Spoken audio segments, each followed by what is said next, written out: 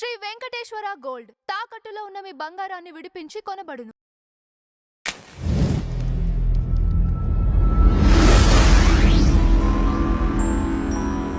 నమస్కారం జయకుమార్ గారు. నమస్తే అండి. కోట్ల బడ్జెట్ పెట్టి సినిమా తీసిన తర్వాత అది థియేటర్కి వెళ్ళటానికి అదొక యజ్ఞం. అవును. వెళ్ళిన తర్వాత మరి అది హిట్ అయిద్దా ఫ్లాప్ అయిద్దో ఇన్ని టెన్షన్స్ మధ్య ఒక ప్రొడ్యూసరు, డైరెక్టరు, హీరో వీళ్ళంతా ఉంటే ఒక పక్క మరో పక్క పైరసీ ఇమీడియట్గా. అవునవును. కొన్ని సినిమాలు అయితే ఇప్పుడు నాని గారి సినిమాకి సంబంధించి అయితే రిలీజ్ కాకముందే హెచ్డి ప్రింట్ వచ్చేసింది. కళ్యాణ్ గారి స్టేట్మెంట్ మనం తీసుకున్నట్టయితే ఎన్కౌంటర్ చేసేయాలి అలాంటి వాళ్ళు. ఓకే, మరి కొంతమంది రవిని ఇంకొక రకంగా వాడుకోండి, రవికి శిక్ష వేయకుండా అని చెప్పేసి అని అంటున్నారు. ప్రొడ్యూసర్స్, డైరెక్టర్స్, హీరోలు పడే కష్టం ఇమీడియట్ గా పైరసీ అవ్వటం ముమ్మాటికి అది కరెక్ట్ కాదు. కానీ ఇక్కడ మరి బడ్జెట్ పెరుగుతుందనంటే మరి అన్ని చోట్ల పెరుగుతున్నాయి. అన్నిట్లో బడ్జెట్లు పెరుగుతున్నాయి. దీని అంతటికీ మూల కారణం బడ్జెట్లు పెరగటమేనండి. అయితే బడ్జెట్లు మరి అన్నిట్లో పెరుగుతున్నాయి కదండి. ఒక చిన్న స్కూల్ ఇప్పుడు ఈ రోజున ప్రైవేటు స్కూల్ దగ్గర నుంచి చూసుకున్నట్టయితే మనం నిత్య జీవితంలో ప్రతిదీ అన్ని పెరిగిపోయాయి. మరి ఒక్క సినిమా విషయంలోనే బడ్జెట్లు పెరుగుతున్నాయి, టికెట్ అంటే పెరిగిందంటే అండి రేషియో చూడాలి మనం. పెరిగిందంటే ఇక్కడ ₹1 పెరగచ్చు, కానీ అక్కడ ₹1000 పెరుగుతుంది. ఇప్పుడు దీనికి అసలు దీని అంతటికీ మూల కారణం ఏంటంటే సినిమా బడ్జెట్ పెరగటం. ఈ సినిమా బడ్జెట్ పెరగటం ఎలా పెరిగింది? హీరోలు 100 కోట్లలో ఉన్నారు, హీరోలు 100 కోట్లు తీసుకుంటున్నారు. మనకు తెలిసి ఎన్టీ రామారావు గారు ఒకేసారి ₹1 తీసుకున్నాడు. ఆయన సీఎం అయిన తర్వాత మోహన్ బాబు మేజర్ చంద్రకాంత్ సినిమా తీస్తే అన్నగారు ఎంత ఇవ్వమంటారంటే ₹1 ఇవ్వండి, నాకు పార్టీ ఫండ్కి కూడా పనికి వస్తుందని ₹1 అడిగాడు ఆయన. అంతకుముందు నా దేశం ఇంకా రామారావు గారు తీసుకునేది ఎంత నాకు తెలిసి 25 lakhs ఎంతో. అప్పుడు ఇంకోటి పైగా ఈ వాహిని విజయవాడ స్టూడియోలో నెల శాలరీ కదా వీళ్ళకి. అవునవును, నెల జీతానికి పనిచేసేవాళ్ళు. 300 ఎంతో ఇచ్చేవాళ్ళు అప్పటికి. తర్వాత అండి అసలు 100 కోట్లు ఏంటండి? ఇప్పుడు ఒక సినిమా చేయటానికి హీరో, హీరోయిన్, విలను వీళ్ళందరికీ క్యారవాన్లు కావాలి. ఇప్పుడు షూటింగ్ చేయటానికి ఒక హౌస్ సెలెక్ట్ చేసుకోవటానికి దానికన్నా ముందు క్యారవాన్లో పెట్టుకోవటానికి చాలా స్పేస్ ఉందా లేదా అనేటటువంటి లొకేషన్ వెతుక్కోవాల్సినటువంటి పరిస్థితి వస్తుంది. ఇప్పుడు రామోజీ ఫిల్మ్ సిటీలో ఉండేటప్పుడు అప్పుడు చిన్న మేకప్ రూమ్ లాగా చిన్న క్యారవాన్లు పెట్టారు. సో అవి చాలా పోర్టబుల్గా ఉన్నాయి. సో ఇప్పుడేంటండి నాకు ఫలానా క్యారవాన్ కావాలి. అది క్యారవాన్ ఎలా ఉంది? ఒక చిన్న హౌస్లా ఉంది. లోపలే బెడ్రూము, లోపలే టాయిలెట్, లోపలే మేకప్ రూము, లోపలే డ్రాయింగ్ రూము, 4 కూర్చొని మాట్లాడుకోవటానికి ఒక ఇదిలాగా మాట్లాడుకోవటానికి. సో క్యారవాన్, ఒక్కొక్క క్యారవాన్ ఎంత? నేను ఒకసారి షూటింగ్కి వెళ్తే ఆ క్యారవాన్ ఓపెన్ చేస్తుంది, మెట్ల మీద కూర్చున్నాడు ఒక హీరో. ఎందుకు క్యారవాన్ పెట్టుకుని? క్యారవాన్లు తర్వాత మన తెలుగులో హీరోయిన్లు, మన తెలుగులో టాలెంట్ లేదు, బాంబే నుంచి ఇంపోర్ట్ చేసుకుంటారు. ఆ బాంబే నుంచి ఇంపోర్ట్ చేసుకున్న వాళ్ళకి తెలుగు రాదు. ఏదో ఒక డైరెక్టర్, కో డైరెక్టర్ డైలాగులు చెప్తాం అనుకోండి, చిలక పలుకులు చెప్పినట్టు వల్లిస్తారు తప్పిస్తే ఆ మాటలో, ఆ డైలాగులో ఉండేటటువంటి ఎక్స్ప్రెషన్ ఫేస్లో కావాలి కదా. ఇప్పుడు క్లోజప్ తీస్తామండి, తీసేటప్పుడు ఆ క్లోజప్లో ఆ ఎక్స్ప్రెషన్ కావాలి కదా. ఓకే, మీరు అనేది అన్నెసరీ బడ్జెట్ అంటే ఇప్పుడు వాళ్ళకి మళ్ళీ హోటల్స్ ఇవ్వాలి, వాళ్ళకి హోటల్స్ ఇవ్వాలి, బడ్జెట్లు అంటారా? అన్నీ పెరగటం అంటారు. అన్నీ పెరుగుతున్నాయి కదా, అన్నీ పెరుగుతున్నాయి. అసలు తర్వాత అండి నేను విశ్వనాథ్ గారి దగ్గర, బాపు గారి దగ్గర, వాళ్ళందరి దగ్గర పనిచేశాను. 2 కెమెరాలు పెట్టి షూట్ చేసినటువంటి సందర్భం నేను చూడలే. ఒక ట్రిక్ ఫోటోగ్రఫీకి వాడేమో సంపూర్ణ రామాయణలో, కానీ 2 కెమెరాలే బట్టి వాడటం లేదు. ఇప్పుడు టేకింగ్కి ఒక గ్రాఫ్ ఉంది, ఒక లాంగ్ షాట్ తీసాం, ఒక మిడ్ షాట్ తీసాం, ఒక క్లోజ్ షాట్ తీసాం, ఒక గ్రాఫ్ ఉంది. అంటే ఐకి జంప్ రాకుండా. రైట్. ఇప్పుడు లాంగ్ షాట్ తీసి వెంటనే టైట్ క్లోజ్ వేసామనుకోండి ఐకి జంప్ వస్తుంది. సో ఆ కార్ట్ ఇప్పుడేంటి, ఎన్ని కెమెరాలు పెడుతున్నారు, ఒక ఫైట్ ఎన్ని రోజుల్లో తీస్తున్నారు. రీల్ కాదుగా, రీల్ కాదు, రీల్ కాదు. ఒక సాంగ్ ఏమో 3-4 రోజుల్లో తీసేవాళ్ళు. సిరిసిల్ల పాటలు జుమ్మంది నాదం 2 రోజుల్లో పాట అయిపోయింది. ఇప్పుడు ఒక సాంగ్ తీయాలి అని అంటే ఎక్కడికో వెళ్ళి అబ్రాడ్ వెళ్ళి ఒక పాట తీసుకురావటానికి ఎంత ఖర్చు అవుతుంది, సిబ్బంది వెళ్ళటానికి ఫ్లైట్ ఛార్జెస్ కానీ అక్కడ స్టే కానీ ఎంత ఖర్చు అవుతుంది. ఇప్పుడు మీరు అన్నట్టు ఒక వీళ్ళు బడ్జెట్కి సంబంధించి ఇట్లా మిస్యూజ్ చేస్తూ బడ్జెట్లు పెంచుకుంటూ ఇదంతా కూడా ప్రేక్షకుల మీద రుద్దుతున్నారు అనేది ఒక క్లారిటీ. మరి అంతే ప్రేక్షకుల మీద. అయితే మరి చిన్న సినిమాలు కూడా అప్లోడ్ అవుతున్నాయి. అంటే ఇప్పుడు మీరన్న పై స్థాయిది వదిలేద్దాం, ఆ లైర్ వదిలేద్దాం, చిన్నవాటి కూడా కొన్ని సినిమాలు వాళ్ళు కూడా వాళ్ళకి సంబంధించినవి కూడా మరి అప్లోడ్ అవటం అంటే. ఇప్పుడు పెద్ద సినిమాల్ని అప్లోడ్ చేసి డబ్బులు సంపాదించుకోవటం అనేటటువంటిది వచ్చిన తర్వాత, ఇప్పుడు ఒక గొర్రె దూకిన తర్వాత రెండో గొర్రె దూకుంది. చిన్న సినిమాలు ఇప్పుడు బలగం లాంటి సినిమా ఉందనుకోండి, బాగుందన్నారు, అది కూడా పైరసీ చేస్తారు. హిట్ టాక్ వచ్చిన తర్వాత డెఫినెట్ గా చేస్తారు. హిట్ టాక్ వచ్చినా రాకపోయినా. ఇప్పుడు ప్రభాస్ గారి సినిమా ఉంది, ప్రభాస్ గారికి ఫ్యాన్స్ బాగా ఉన్నారు, మహేష్ బాబు గారికి ఫ్యాన్స్ చాలా ఉన్నారు. ఆ సినిమా టాక్ రాకపోయినా పైరసీకి రెడీగా ఉంటారు, ఎందుకంటే ఫ్యాన్స్ ఉన్నారు కదా. సో వాళ్ళు ఈ పైరసీ ఎంజాయ్ చేసి చూస్తారు కదా. ఆర్జీబీ కూడా అన్నారు, నేను కూడా పైరసీ క్యాసెట్స్ పైరసీ ఫిల్మ్ చూశాను, నేను సినిమా ఇండస్ట్రీలో చాలా మంది చూస్తున్నారు అని ఆయనే చెప్పాడు. ఇప్పుడు ఇక్కడ సపోర్టర్స్ చేసేవాళ్ళు బయటపడలేదు, వాళ్ళు కూడా సపోర్ట్ చేస్తున్నారు, వాళ్ళు కూడా చేస్తున్నారు. సపోర్ట్ లేకుండా ఎలా వస్తుంది. సో అతను ఎక్కడో పట్టుకున్నాడు, ఎక్కడ కరేబియన్ ఐలాండ్ నుంచి వర్కౌట్ చేస్తున్నట్టున్నాడు. ఇంకా అసలు ఈ నెట్వర్క్ ఇంకా ఫుల్ ఫ్లెడ్జ్డ్ గా అందరూ పట్టుకోలేదండి. అందరూ పెద్ద చైన్ ఇది డెఫినెట్ గా ఉంటుంది. ఇప్పుడు అందుకునేవాడు ఒకడైతే అందించేవాడు ఉంటాడు కదా. అదే ఇప్పుడు సజ్జనార్ గారు వీడిని పట్టుకుని ఏదో హీరోలాగా ఫీల్ అవుతున్నాడు, హీరోలో పక్కన పెట్టుకుని మీటింగ్లు పెట్టి ఏదో చేస్తున్నాడు. కానీ ఇప్పుడు ఈ బడ్జెట్ భూతం అనేటటువంటిది ఇది ఒక భూతం అండి. అసలు సినిమా దేనికండి, వినోదం కదా. ఇప్పుడు పగలంతా కష్టపడి వచ్చేవాడు ఒక సినిమా చూసి ఆనందిస్తాడు, అలాగే పిల్లలు కూడా వినోదం అనేది ఆబాల గోపాలం కదా. ఇంతకుముందు సినిమాలు పిల్ల పాపలతో బళ్ళు కట్టుకుని లవకుశ సినిమాలు చూశారండి, బళ్ళు కట్టుకుని తీర్థయాత్రలాగా చూశారండి. అలాగే కరుణమయుడు చూశారండి. మరి అంత బడ్జెట్ పెట్టారా? లవకుశకైతే లవకుశలు పెద్దవాళ్ళు అయిపోయారు, మంచి పెద్ద గ్యాప్ వచ్చేసింది, అయినా కూడా చూసారా ప్రజలు. సో అప్పుడు తీసుకున్న రెమ్యునరేషన్స్ ఏంటి, అప్పుడు ఉన్న ఫెసిలిటీస్ ఏంటి, ఇప్పుడేంటి టెక్నాలజీ పెరిగిపోయింది. ఇప్పుడు మీరు చెప్తున్న 2 అంశాలు అండి, ఒకటి రెమ్యునరేషన్, ఒకటి అదొకటి ఈ బడ్జెట్ల విషయంలో, రెండోది అన్నెసరీ ఖర్చులు ఏవైతే ఉన్నాయో అయ్యి. అవును, అంతేనా? అంతే, ఈ రెండే. అంతే. ఇప్పుడు ఏమండి, ఎవరు కథ మీద కూర్చోట్లేదండి, ఎవరు కథ మీద కూర్చోట్లేదు. కథ మీద కూర్చుంటున్నామని భ్రమిస్తున్నారు కానీ యాక్చువల్గా కథ మీద కూర్చోవటం లేదు. స్టోరీ డిస్కషన్ అంటారండి. స్టోరీ డిస్కషన్ అంటే ఏంటి, ముందు కథ వినాలి, ఆ కథని ఓహో ఈ కథ ఇలా అయితే బాగుంటుందని అనుకోవాలి, అనుకున్న తర్వాత దానికి ఒక సీన్ కార్డు రాయాలి, సీన్ కార్డు రాసిన తర్వాత ఒక్కొక్క సీన్ డిస్కస్ చేసి ఆ సీన్ని కన్సిడర్ చేయాలి. ఇప్పుడు ప్యాటర్న్ మారిపోయిందండి, అంతా మారిపోయింది. ఓన్లీ షూట్ చేసిన తర్వాత ఎడిటింగ్ లో చూసుకొని ఇక్కడ ఇంకో సీన్ తయారు చేద్దాం అనే రేంజ్ కి వచ్చిన సినిమాలు కూడా కొన్ని మేకింగ్ జరుగుతున్నాయి. అది జరుగుతున్నాయి. ఎంత ట్రెండ్ మారినా కంటెంట్ ఇవ్వాలి కదా ప్రేక్షకులకి. అవును, ప్రేక్షకులకి మంచి కంటెంట్ ఇస్తే డెఫినెట్ గా సక్సెస్ అవుద్ది.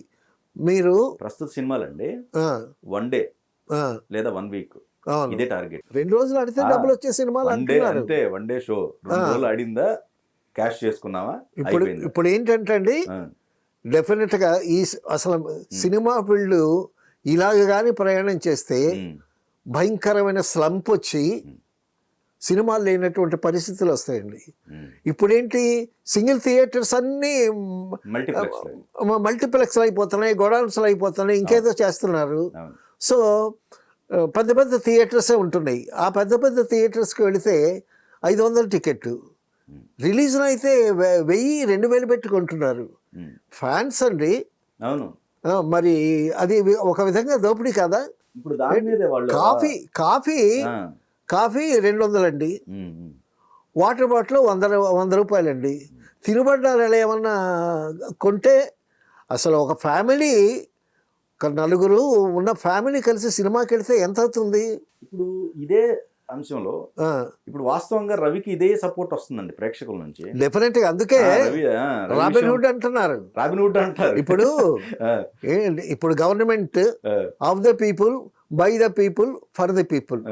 గవర్నమెంట్ ప్రజల్లో నుంచే వస్తుంది, ప్రజల కొరకే పనిచేస్తుంది, ప్రజలే ప్రభుత్వం. ఇప్పుడు ఏంటి, ఇది ఇతను పైరసీ చేశాడని, పైరసీ నేరమే, చట్టరీత్యా నేరమే. అయితే మీ దగ్గర తీసుకుని, మీ ఒక్కడి దగ్గర తీసుకుని నేను 10 మందికి పంచుతున్నా, 10 మంది నా వెనకున్నారు. డెఫినెట్గా ఇప్పుడు ప్రభుత్వం ఏం చేయాలి, వీటి మీద ఒక కంట్రోల్ ఉండాలి. వాటర్ బాటిల్ 20 రూపాయలు, వాటర్ బాటిల్ 100 రూపాయలు ఏంటండి? నేను ఎప్పుడన్నా సినిమాకి వెళ్తే, ఈ మధ్యన ఈ రేట్లు చూసి సినిమాలు కూడా వెళ్ళటం మానేసా. ఎప్పుడో టీవీలో వస్తే చూడటమే, లేకపోతే సెల్లో వస్తే సెల్లో చూడటమే. బిస్కెట్ ప్యాకెట్ జేబులో పెట్టుకుని వెళ్తానండి, ఒక 10 రూపాయల బిస్కెట్ ప్యాకెట్. ఎందుకంటే సినిమా చూసి కొంచెం ఇంటర్వెల్ లేదన్నా తినాలనిపిస్తుంది. అవును, అసలు నో ఎంట్రీ అని ఉంటుంది థియేటర్లో, తినుమంటారా లోపల రానివ్వకూడదు అది. అవును, నా మొహం చూసి ఏముండవు అనుకొని వదిలేస్తాడు లోపలికి. ఓకే. సో ఏదేమైనా సరే దీని మీద సినిమా పెద్దలు, వీటన్నిటికీ మూల కారణం బడ్జెట్ అండి. తర్వాత ఈ బడ్జెట్లో ప్రధాన కారణం ఏంటంటే హీరోలు అండి. హీరోల రెమ్యునరేషన్స్ 200 కోట్లు 100 కోట్లు ఏం చేసుకుంటారండి? ఏం తింటారండి? బంగారం ఏమైనా తింటారా వాళ్ళు? అందరూ తినేది అన్నమే కదా. అయితే మనమేమో ముతక బియ్యం తింటే వాళ్ళు సన్న బియ్యం తింటారు, అంతే కదా. సో ఏదైనా సరే ఒక వ్యవస్థ, ఒక పరిశ్రమ, సినిమా ఒక పరిశ్రమ. ఈ పరిశ్రమ ఏంటి? కళాత్మకమైన పరిశ్రమ, వ్యాపారంతో కూడుకున్నటువంటి కళ. ఇది మనుషులకు వినోదం అందించాలి, అంతే కదా సినిమా పర్పస్. ఒక డబ్బులు చేసుకోవటం కాదు కదా. మంచి సినిమా తీస్తే డబ్బులు వస్తాయి. మంచి సినిమా తీస్తే కోట్లు రాకపోయినా డబ్బులు వస్తాయి కదా. సో ఒక మంచి నాగేశ్వరరావు గారు ఒకసారి అన్నారు, ఏ ప్రొడ్యూసర్ సినిమా ఫస్ట్ సినిమా 100 రోజులు ఆడకూడదు అన్నాడు. అదేంటండి అనంటే ఫస్ట్ ప్రొడ్యూసర్ తీసిన సినిమా 50 రోజులు ఆడాలి, రెండో సినిమా 10 వీక్స్ ఆడాలి, మూడో సినిమా 100 రోజులు ఆడాలి. ఫస్ట్ సినిమా 100 రోజులు ఆడితే వాడికి నెత్తికెక్కుద్ది గర్వం, కాబట్టి అంచెలంచెలుగా వెదగాలి అని చెప్పాడు ఆయన. మరి రామారావు గారు నాగేశ్వరరావు గారితో తర్వాత అండి చాలా గొప్ప మాట అన్నాడు రావు గోపాలరావు గారు ఒకసారి. అయ్యా, మన పెద్ద పోయారయ్యా, ఇండస్ట్రీకి ఒక పెద్ద దిక్కు పోయింది, ఇక ప్రతివాడు హీరోయిన్ అయ్యా, ప్రతివాడు మగవాడు అవుతాడయ్యా అని అన్నాడు ఆయన. ఎవరు? రావు గోపాలరావు గారు. పెద్ద దిక్కంటే రామారావు గారు, పెద్ద ఆయన. రామారావు గారు చనిపోయిన తర్వాత రావు గోపాలరావు గారు అన్నమాట. కరెక్ట్గా అలాగే జరిగింది. బడ్జెట్ పెరగటం అండి సినిమాల్లో. ఈ బడ్జెట్ పెరగటానికి మూల కారణం ఎవరంటే హీరోలేనండి. తర్వాత అండి కథ తయారు చేసేటప్పుడు ఒక రైటరు, ఒక ప్రొడ్యూసరు, డైరెక్టరు, ఒక అసిస్టెంట్ వాళ్ళు కూర్చొని కథ తయారు చేస్తారండి. ఇప్పుడు కథ ఎవరు తయారు చేస్తున్నారండి? ఏఐ తయారు చేస్తుంది, లేటెస్ట్ చేస్తుంది. తర్వాత అండి ఇప్పుడు రూపం బాగుంది కాబట్టి వాళ్ళు హీరోలు అవుతున్నారు. శోభన్ బాబు గారు ఎర్ర చొక్కా ఉండేదండి ఒకటి, ఆ ఎర్ర చొక్కా వేసుకొని లుంగి కట్టుకుని వచ్చేవాడండి. వచ్చిన తర్వాత ఆ ఎర్ర చొక్కా తీసేసి డ్రెస్ వేసుకుంటాడు, మేకప్ అని మేకప్ వేస్తాడు, మేకప్ అప్పారు చక్కగా విగ్గు పెడతాడు, అందంగా తయారవుతాడు. డైరెక్టర్ డైలాగులు చెప్తాడు, చెప్తే డైలాగులు కక్కేసి వెళ్ళిపోతారు. ఒక మంచి ఆర్టిస్ట్ అయితే అద్భుతంగా చెప్తాడు. సో రూపం ఉన్నంత మాత్రాన వాళ్ళు హీరోలు అవుతారు. అంతేగాని ఒక కథ మీద పట్టు కానీ, కథా సాహిత్యం చదువుకుని కానీ, ఒక కథ ఇలా ఉండాలి, ఒక స్క్రీన్ ప్లే ఇలా ఉండాలి అనేటటువంటిది అప్రెంటిస్ దగ్గర నుంచి అసిస్టెంట్ అయ్యి, డైరెక్టర్ అయ్యి, డైరెక్టర్ అయిన వాడికి అవగాహన ఉంటుందా? రూపం బాగుంది కదా అని హీరో అయినంత మాత్రాన అతనికి కథ మీద అవగాహన ఉంటుందా? హీరోలే కథలు తయారు చేస్తున్నారు, వాళ్ళే చెప్తున్నారు ఇక్కడ పాట కావాలి, ఈ పాట అక్కడ తీయండి, ఈ పాట డార్జిలింగ్లో తీయండి. హీరోలు శాసిస్తున్నారండి, హీరోలు శాసిస్తున్నారు. తర్వాత 4 కుంపట్లు రగులుతున్నాయి ఇక్కడ. ఆ 4 కుంపట్లు పెట్టుకున్న వాళ్ళు ఇండస్ట్రీలో బాగా ఉన్నారు, మిగతా వాళ్ళు పడే ఇబ్బందులు పడుతూనే ఉన్నారు. మెయిన్గా ఈ పరిస్థితి తగ్గాలి అంటే ఈ ఐబొమ్మని అరెస్ట్ చేస్తే, అతనికి శిక్ష ఇస్తే మరొక ఐబొమ్మ 2 వస్తాడండి. రాడని గ్యారంటీ ఏంటి? ఎందుకంటే ప్రజలు చాలా కోపంగా ఉన్నారండి. ఐబొమ్మ రవికి మద్దతు అలానే ఉంది కదా. రవితో ప్రజల్లో ఒక చైతన్యం వచ్చిందని చెప్పుకోవాలి. ఈ సోషల్ మీడియాలో ఏమంటున్నారు అంటే, ఒకడు 200 కోట్లు 100 కోట్లు తీసుకుంటున్నాడు, వాడి బాగు కోసం ఇంతమంది సఫర్ అవ్వాలా, మా డబ్బులతో అతను 100 కోట్లు సంపాదించాలి, మేము మాత్రం ఒక పైరసీ సినిమా చూస్తే అది నేరం అయిపోయిందా?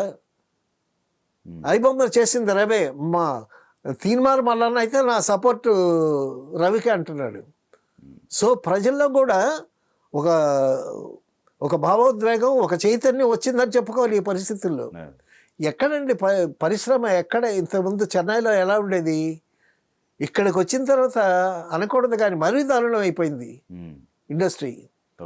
చెన్నైలో ఉండేటప్పుడు ఒక టెక్నీషియన్ కానీ, ఒక ఆర్టిస్ట్ కానీ, ఒక ఆఫీస్కి డైరెక్ట్గా వెళ్ళి డైరెక్టర్ను ప్రొడ్యూసర్ను డైరెక్టర్ కలిసి, సార్ నాకు పని ఇవ్వండి అని అడగటానికి అవకాశం ఉండేది. ఇక్కడ ఏంటండి, తలుపులన్నీ మూసుకున్నారు అందరూ. టాలెంట్ ఉన్నవాడు చాలామంది ఉన్నారు, వాళ్ళని కలవటానికి అవకాశాలు కూడా లేవు. సో ఆ విధంగా పరిస్థితి ఉండేటప్పుడు ఈ ప్రజల్లో ఒక కోపం అనండి, ఉద్రేకం అనండి, ఏదైనా సరే ఈ బొమ్మ రవి వల్ల వీక్షకుల్లో ఒక చైతన్యం వచ్చిందని చెప్పుకోవాలి. ఇది కోర్టులో నిలబడదో కూడా తెలియదు. ఇప్పుడు పైరసీ వాడే చేశాడని రుజువు ఏమున్నాయండి? ఏమన్నా ఉన్నాయి ఆ రుజువులు? ఉన్నాయి, లేకుండా అరెస్ట్ చేయరు పోలీసులు అరెస్ట్ చేయటానికి కారణాలు వాళ్ళు చూపిస్తారండి, వాళ్ళు చూపిస్తారు కారణాలు. అంటే అది కేసుకు సంబంధించిన వివరాలు మనకు తెలియదు. బట్ ఏదేమైనా ఇక్కడ పాయింట్ లోకి వస్తే ఇటు సొసైటీ నుంచి అతనికి చాలా మద్దతు రావటం అనేది అదొక ఆశ్చర్యం. అది రివర్స్ లో ఆశ్చర్యం అని నేను అన్నాను. అది అటువంటిది రావాలి, ప్రజల్లో అవేర్నెస్ కూడా రావాలి.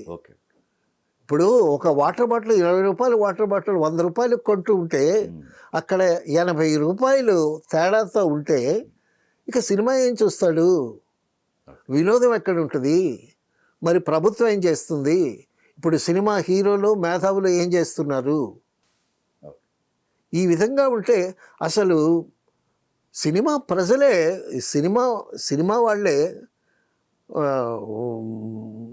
జనరేషన్కి ఏదన్నా చెప్పాలి కదా. ఫ్యూచర్ జనరేషన్కి మనం ఏం చెప్తున్నాం సినిమా ద్వారా?